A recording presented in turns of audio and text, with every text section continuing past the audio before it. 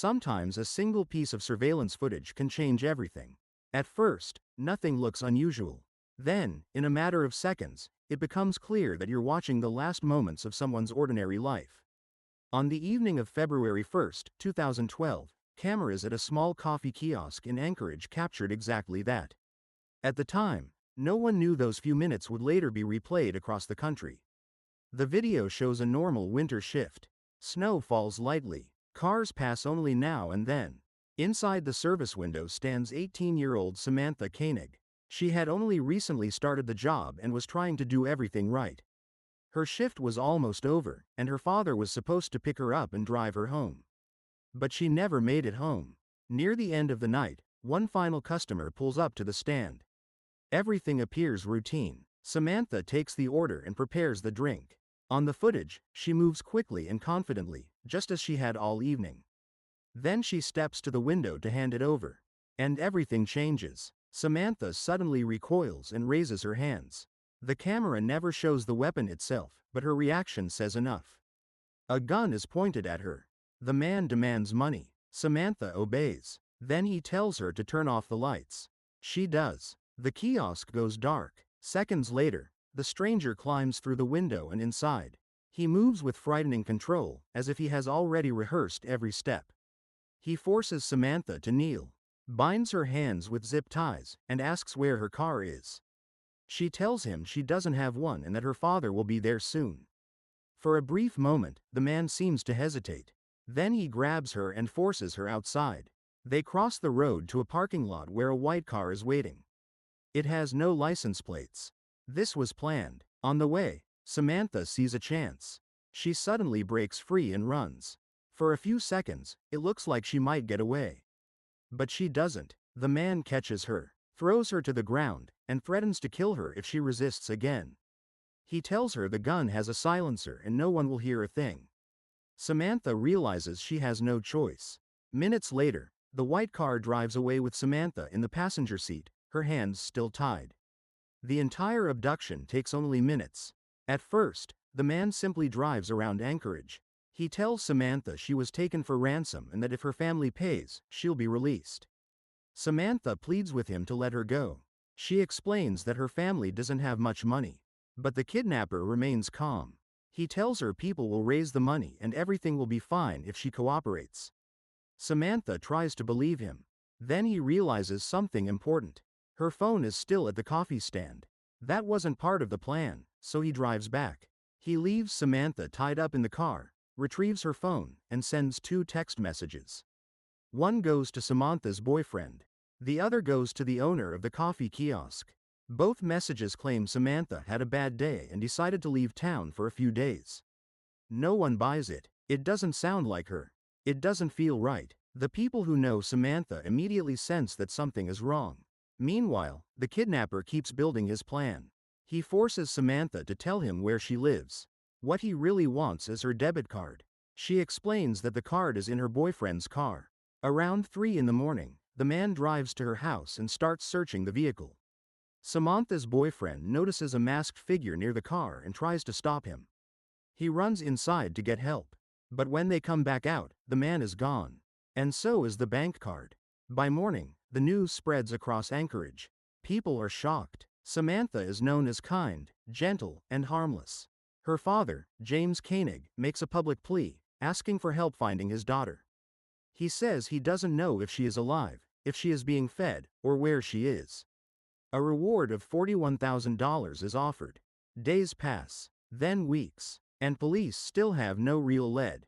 Investigators check everything they can: friends, acquaintances, customers, nearby cameras, anyone who might have seen something.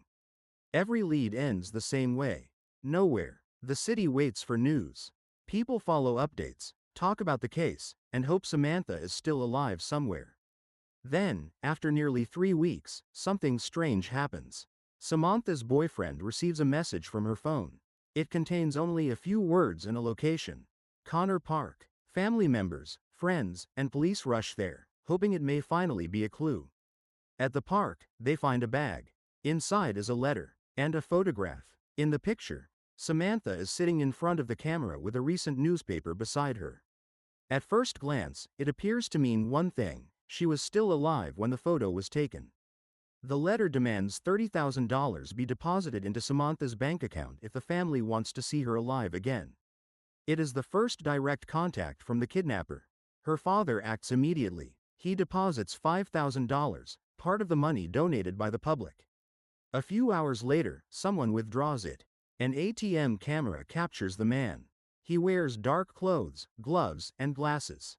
His face is obscured. Investigators try to follow his trail, but he disappears again. Then another withdrawal happens, in another state, then another, and another. The kidnapper is moving across the country, slowly heading east. Each transaction places him farther from Alaska, Arizona, New Mexico, Texas. Each stop leaves only a few seconds of surveillance footage and the same problem: his face cannot be clearly seen. It seems like he thought of everything. But one detail slips through. At one ATM in Arizona, the camera catches not just the man, but part of the parking lot behind him. And parked there is a car. A white Ford Focus. For the first time, investigators have a real lead. Police distribute the image of the vehicle across several states.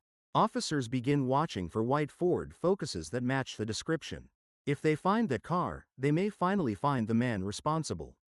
A few days later, on March 13, 2012, a police officer in Texas notices a white Ford Focus parked outside a hotel. It closely matches the vehicle in the alert. Instead of moving in immediately, he watches. After some time, a man approaches the car and gets in. As the vehicle leaves the parking lot, the officer follows. A few minutes later, the Ford Focus speeds.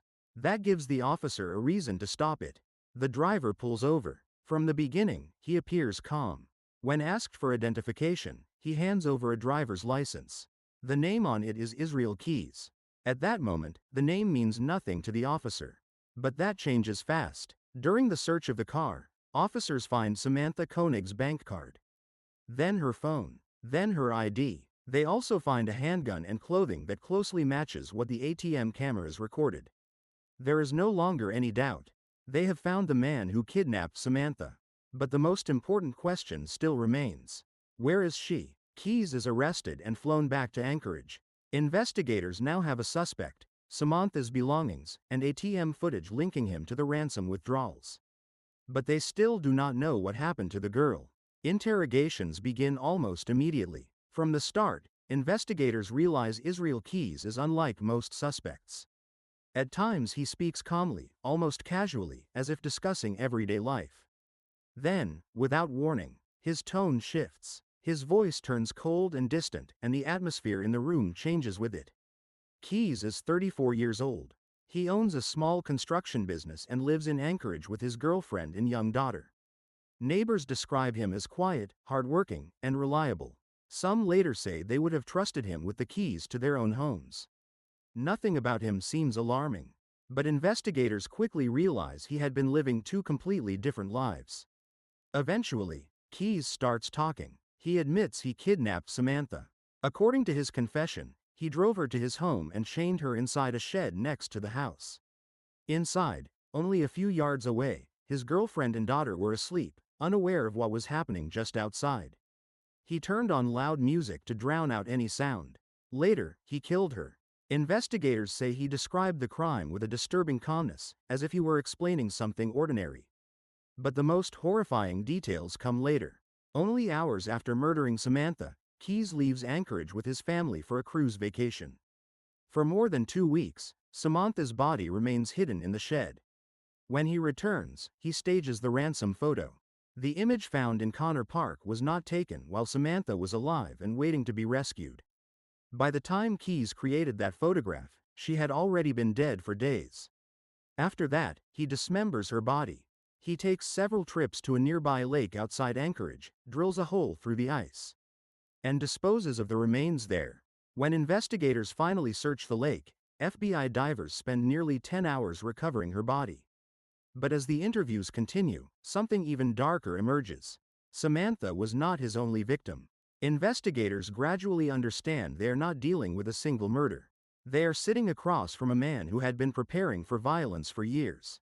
Keys explains that he created what he called kits, buried containers hidden around the country.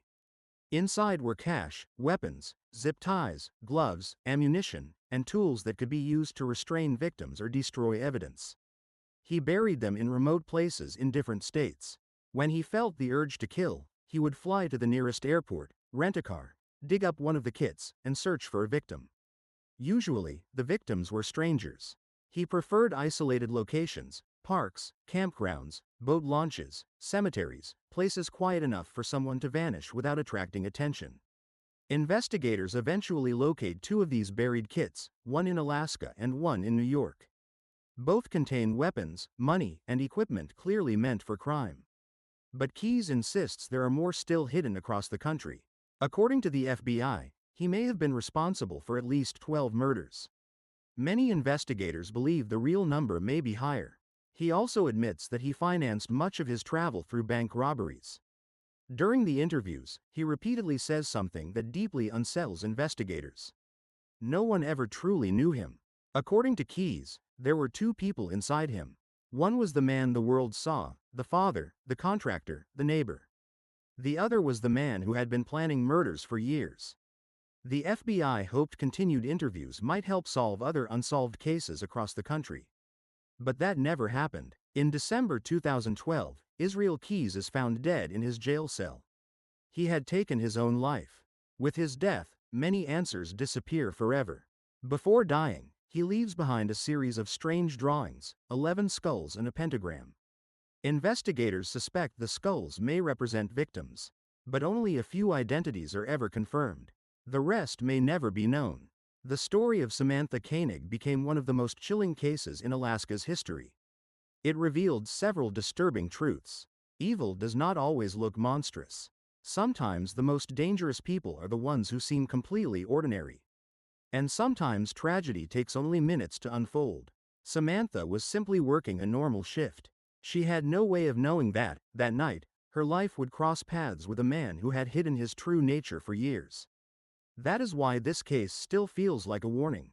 Because the most dangerous people rarely look dangerous. Sometimes they just look like ordinary neighbors. And that is exactly what makes them so hard to see.